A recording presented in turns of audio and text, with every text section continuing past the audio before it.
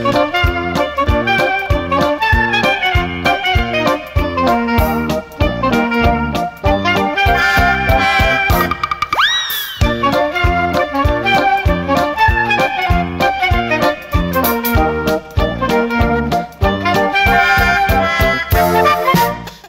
наших глядачів! Сьогодні ми поговоримо про кашель. В холодну пору року та після перенесених вірусних захворювань багато хто починає кашляти. Але часто стається так, що нав'язливе кахикання з'являється нібито без причин. Часто і діти, і дорослі кашляють по 2 тижні і більше. Не допомагають ні таблетки, ні сиропи. Стає тільки гірше. Тож, чим це може бути пов'язане, сьогодні ми поговоримо з сімейним лікарем, лікарем-пульмонологом Іваном Тельновим. Вітаю вас, пане Іване, в студії школи для батьків. Доброго вечора.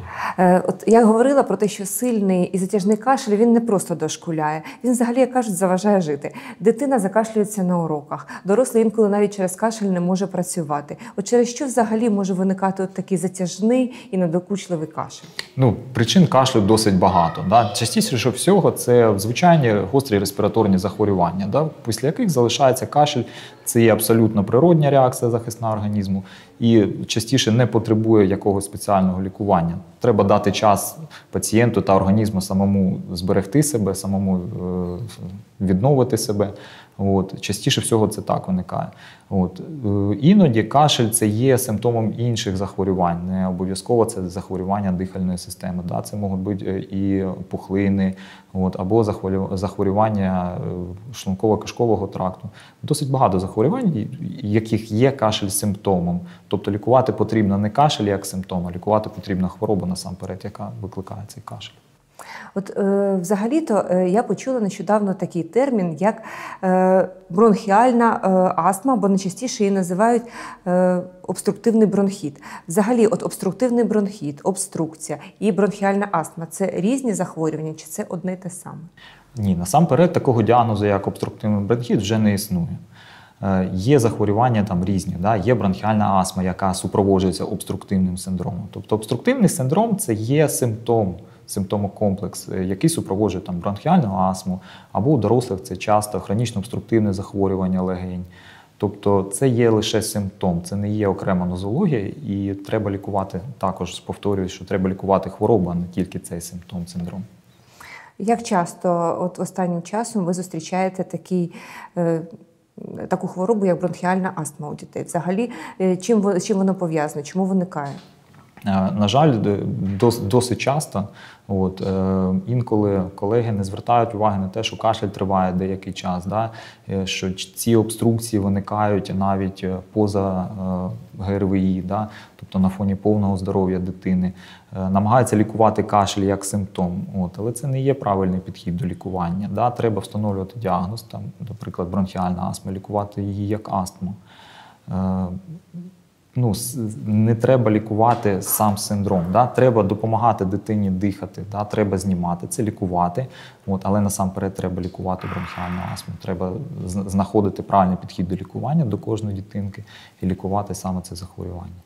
Чим взагалі бронхіальна астма, про яку ми вже почали говорити, відрізняється від інших захворювань? Як батьки можуть хоча б так здогадатися, що це саме цей діагноз? За якими симптомами, за якими ознаками? Побачивши які, вже вони можуть звернутися до лікаря і не підказати хай діагноз, зрозуміло не підказати, але хоча б натякнути, що можливо у нас це... Бронхіальна астма частіше це може бути і спадкове захворювання. Тобто, якщо у когось із батьків страждають на якісь алергічні хвороби, або є алергічні реакції, або у дідуся, у бабусі в анамнезі була астма, або у когось з батьків була астма, можна прогнозувати, що є астма і у дитини. Частіше страдають діти, які вже мають якісь алергічні провокації, тобто або це атопічний дерматит в ранньому дитинстві, або харчові алергічні реакції, або алергічний риніт. Це коли в сезон цвітіння трав, або цілорічний може бути навіть, є нежить, є чхання, є сльозотеча, свербіж очей. Частіше вже можна думати, що при появі обструктивного синдрому, обструктивний синдром – це кашель, це свистячі хрипи, навіть які може почути батьки без допомоги якихось засобів. Да? Дитина скаржиться на те, що важко дихати їй, да? Вона не може зробити глибокий вдих чи видих, їй тисне в грудній клітині. Дитина може бути налякана цим станом. Тобто батькам це треба звертати увагу на це. Частіше всього треба звертати саме на ці речі увагу. Да? Або тривалий кашель, тривалий сухий, понад 2 місяці. Або якщо гострі респіраторні вірусні інфекції часто ускладнюються обструктивним синдромом. Звичайно, це не є 100%, якщо ускладнюється обструкція, це не є 100% астма. Але треба звернути на це увагу, звернутися до лікарів, до спеціалістів. При цих станах також піднімається температура? Чи це може бути, скажімо, просто без температури проходити, чи при субфібрильній температурі? Частіше все це без підвищення температури тіла. Зберігається нормальний стан дитини, температура тіла не підвищується, виникає кашель, виникає задишка, виникає свистяче дихання. Тобто потрібно звертатися до спеціаліста в цих випадках. До якого спеціаліста? Звертайтеся або до дільничого педіатра свого звертатися, або до дитячого пульмонолога. Краще звертатися до пульмонологів та алергологів, які вже зможуть діагностувати, що саме провокує ці обструкції, що саме треба може змінити там в образі життя своєму. Тобто частіше для ці обструктивні, ці приступи обструкції, обструктивний синдром провокують якісь так звані тригери, тобто пускові механізми. Тригером може бути будь-який алерген, це може кішка в домі бути, це може пух, пір'я, це подушки, одіяла, ковдри, пробачаюсь. Будь-що може провокувати ці, і треба родині дещо змінити свій спосіб життя. Дивіться, є такий ще діагноз, як кашлюк. І також кажуть, що дитина там кашляє, задихається в деяких випадках. Чим відрізняється, наприклад, та ж бронхіальна астма від кашлюку? При кашлюку кашель буде сухий, не буде свистячих хрипів. Кашель сухий, він такий, що дитинка буде синіти, такий тривалий, досить тривалий. При обструкції це більш частіше нападоподібний, тобто дитина раптово починає кашляти, кашляє деякий час, там хрипить, свистить, воно може навіть пройти само без застосування якихось медичних препаратів. На жаль, при кашлюку цей процес більш тривалий і немає оцих свистячих хрипів. В якому віці взагалі може виникати це захворювання? Якось прив'язка є до віку дитячого чи дорослого? У дорослих це може виникає частіше всього у дітей. Це дитячий вік. Останнім часом я спостерігаю ті діти, що звертаються до мене, це вік 3, 4, 5, 6 років. Саме в цей час батьки помічають, що щось не то з дитинкою, починаються оці обструктивні бронхіти часті, і вже звертаються до спеціалістів з такими проблемами.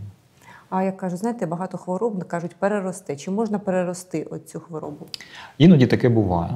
Іноді буває, що коли дитина стає, пубертатний вік настає, 16, 17, 18 років, так, дійсно напади ядухи можуть зникати, проходити саме по собі, і людину нічого не безпокоїть. Тут, як кажуть, 50-50. Або це ніколи не повернеться, або може повернутися це знов через 10-15 років. На жаль, в моїй практиці були такі випадки, коли до мене зверталися вже дорослі жінки, яким там було десь трохи за 30. В дитинстві у них була астма бронхіальна, вони її лікували, але потім симптомів ніяких не було, лікування припиняли і, на жаль, вона поверталася вже в більш зрілому віці. А взагалі лікування бронхіальної астми, чим відрізняється від лікування інших видів кашлю та взагалі інших хвороб? Є якась особливість? Взагалі-то кашель не потрібно лікувати. Лікування астми – це тривалий процес, це потрібна постійна терапія, це потрібен постійний контроль над своїм захворюванням. Саме так, як люди з цукровим діабетом контролюють рівень цукру в крові. Це так само, як люди з гіпертонією контролюють рівень тиску, постійно приймають якісь препарати для цього контролю. Саме так лікується бронхіальна астма. Тобто дитина повинна постійно приймати якісь препарати для досяження контролю над своїм захворюванням. Контроль – це коли немає нападів ядухи, це коли дитина спокійно спить вночі, це коли її не мучить кашель, коли немає задишки, коли дитина росте звичайною дитиною, нічим не відрізняється від своїх тих же друзів і може займатися тим, чим вона хоче займатися. Да? Дитина з астмою не повинна бути інвалідом, та й взагалі, як всі люди з астмою. Да? Багато відомих людей з бронхіальною астмою є олімпійськими чемпіонами. Це і чемпіон з біатлону Бьорн Дален, і відомий пловець Майкл Фелпс. Вони мають бронхіальну астму, але це їм не заважає досягати якихось певних результатів в житті. Те ж саме треба і з дитиною. Вона може все, що забажає, але тільки постійний прийом ліків, постійний контроль над захворюванням допоможе їй в цих успіхах. Скажіть, от багато хто знає, що деякі такі речі, як, наприклад, алергія, ну і так само, мабуть, алергенна астма, вони лікуються гормональними препаратами. Чи це дійсно єдиний шлях побороти хворобу? Так, це єдиний шлях. Да, основне місце в лікуванні астми займають гормональні препарати. Але не треба боятися цього слова «гормони», да, тому що основний путь прийому цих гормонів – це інгаляційний. Да. Страждають у нас бронхи, страждають легені. Тобто краще прийняти інгалятор, коли ліки попадають саме в те місце, де їм потрібно робити. Да? Завдяки цьому досягається значно менший побічний ефект. Тобто навіть у дітей застосування інгаляційних гормонів не призводить до якихось там поганих наслідків, там, затримки росту. Дуже було багато досліджень на цю тему у дітей. І останніми дослідженнями доведено, що краще приймати гормони, ніж страдати від гіпоксії головного мозку і ставити хрест на своєму житті. До речі, дійсно, якщо не лікувати, то чим це небезпечно? Це небезпечно прогресуванням хвороби. Дедалі частіше будуть траплятися напади ядухи. Це псує життя насамперед дитини. Далі є така неприємна річ, яка розвивається вже при тривалому захворюванні астма. Це є така емфізема легень, коли легені перетворюються на пухирі з повітрям. І це коли легені не дихає взагалі. Цей стан вже медикаментозно виправити неможливо. Оперативне втручання, але воно ж теж не приносить полегшення людині. Тобто насамперед цим страшна астма. Іноді бувають такі важкі загострення, що навіть призводять до смерті. На щастя, вже таких загострень ми давно не бачимо, бо є сучасні методики лікування астми, є багато сучасних препаратів, які допомагають вчасно лікувати цю патологію. Якщо, наприклад, батьки бачать, що дитина себе більш-менш почуває, чи можуть вони, наприклад, користуватися не тільки лікувальними препаратами, але й методами фізіотерапії? Чи взагалі допоміжна фізіотерапія при такому захворюванні, як бронхіальна астма? Які саме методи фізіотерапії? Насамперед, це, яка зараз модна, кінезотерапія. Це гімнастика, це може бути масаж, це можуть бути інгаляційні методи, насамперед інгаляційні методи. Інші методи – це як відволікаючі. Хочу наголосити на те, що є така методика дихання по бутейку, вона досить така поширена серед населення нашого. Хочу наголосити на те, що вона не працює при бронхіальній астмі. Є досить прості вправи для дітей та дорослих з бронхіальною астмою. Вони веселі для дітей, це можна просити їх надувати воздушні кульки. Або, як вони люблять, часто у кафе через соломинку пускати бульбашки у стакан. Те ж саме можна робити вдома, дитина буде задоволена, і це є фізичною вправою, це є фізіотерапевтичний метод. Але він дійсно допомагає, це доведено, що це допомагає, це дихальна гімнастика. У нас про фізіотерапевтичні методи є підготовлений сюжет, прошу подивитися. Года 2, наверное. У него постоянно носоглотка у нас очень слабая, поэтому мы постоянные гости в физиокабинетах. И очень довольны. Син Ольги Миколаївни щоразу після перенесених застуд страждає від ускладнень. Алергічна астма, обструктивні стани виникають у нього 2-3 рази на рік. Весна, осень, зима – это мы постоянные гости. 2 раза в год – это 100%. 2 раза в год весной и осенью обязательно. Зимой как получается. Фізіотерапевтичні процедури хлопчику порадила проходити дільничний лікар. І для профілактики, і для прискорення лікування. Никакие пилюли, никакие, я говорю, сиропы так не действуют, как ингаляция. Сразу идет откашливание, все отхаркивается, сразу горлышко хорошо, нос дышит, то есть без проблем. Настолько, говорю, сам по себе, говорю, процесс легкий, детям доставляет никакого, как говорится, побочного эффекта, только радость. Але які саме процедури можна отримувати таким дітям, вирішує лише дитячий пульмонолог чи фізіотерапевт. Це залежить від стадії захворювання та стану дитини. Дихальна гімнастика, кінезотерапія та плавання – ефективні способи профілактики загострення бронхіальної астми та обструктивних станів. Є комплекси дихальної гімнастики та спеціальних вправ, які допомагають хворим діткам швидше видужати. Але на першому місці в усьому світі небулайзерна терапія. Лікування проводиться тільки за допомогою спеціальних інгаляторів. Небулайзерная терапия находится на первом месте для того, чтобы облегчить состояние при обструктивных бронхитах и бронхиальной астме. У нас в поликлинике, наверное, в одной из первых появились небулайзеры. Они у нас есть в достаточном количестве. И помощь оказывается с утра до вечера. Небулайзеры делятся на ультразвуковые и компрессорные. Небулайзер происходит от слова «туман». То есть идет мелко-мелко дисперсное распыление препарата. Для зняття обструкції проводяться інгаляції з додаванням спазмолітичних або протизапальних препаратів, в залежності від стадії захворювання. І використовуються тільки препарати, призначені для цього. Не надо заниматься самолечением. Есть препараты, которые разрешены и которые запрещены. Не используются фитопрепараты, не используются, скажем, не травяные настойки. Родители сами делают отвары и заливают. Это все не предназначено, это все может идти во вред. Не говоря о том, что никакой небулайзер этого просто не выдержит. Есть масса препаратов, но опять же родители приспосабливаются к тому, они пользуются. Есть опытные родители, это дети диспансерные, у которых диагноз бронхиальная астма выставлен, они знают, какие используются скоропомощные препараты. Но если люди неопытны, нужно обратиться к своему участковому доктору. При бронхіальній астмі перед проведенням інгаляції з певними препаратами обов'язково вживання кисневих коктейлів. Це процедура, яку в домашніх умовах неможливо провести. При бронхіальній астмі чи хронічному обструктивному захворюванні легень парові інгалятори неефективні. Те ингаляторы, к которым мы привыкли, нас лечили родители и бабушки, это тепловые ингаляторы, они все ушли в небуття, потому что паровые ингаляторы работают только на уровне верхних дыхательных путей, скажем, даже больше носа, рота, глотки. Саме тому не завжди домашні інгалятори, навіть дуже сучасні, дають ефект. Їх варто використовувати вже для закріплення лікування. Но это в конце лечения. Перед так он не помогает, как из кабинета. Хоть тоже все растворы, все ингаляции, все, что прописывают, мы делаем, но это только в конце лечения. Інгаляції можна проводити на будь-якій стадії захворювання, а от масажі призначають лише тоді, коли немає загострення. Вони допомагають зняти спазми, вивести мокротиння. Також масаж покращує кровообіг в зоні дихальних шляхів.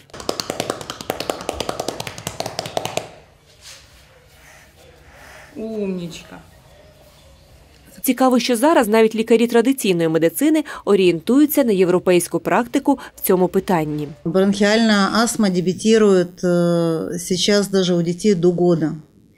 И не всегда это сопровождается, как мы привыкли, одышкой. Есть понятие кашлевой формы бронхиальной астмы.